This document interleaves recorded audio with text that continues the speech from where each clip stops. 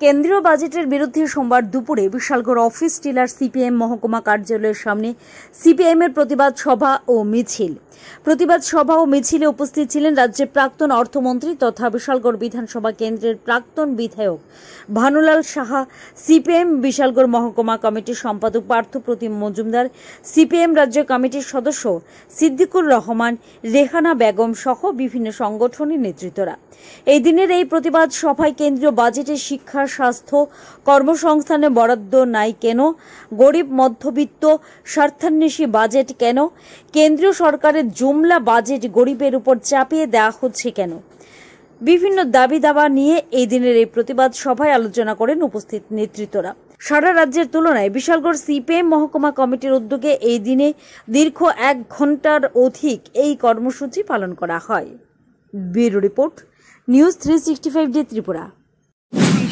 সবচাইতে বেশি ধনী যারা সম্পদের 60% আজকে তাদের হাতে কুক্ষিগত।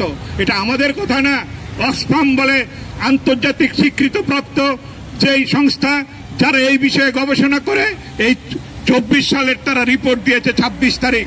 তাতে দাঁড়িয়ে এই পরিষ্কার চিত্র ফুটে রয়েছে যে ভারতবর্ষ হচ্ছে ধনীদের স্বার্থবাহী নীতি এই দেশে কার্যকর আছে।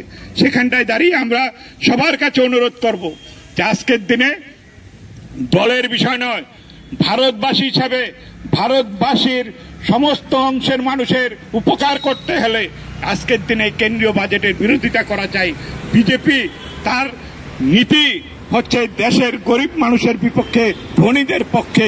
সেই জায়গায় দাঁড়িয়ে মানুষকে সংহত করে শ্রমিক, মধ্যবিত্ত, নিম্নবিত্ত, গরিব সবাইকে সচেতন করে আগামী দিনে এই লড়াইয়ে আমাদের সামিল করতে হবে। কেন্দ্রীয় বাজেটের বিরোধিতায় আমরা মানুষকে বলবো, এই জন্য আপনারা পথে নামুন।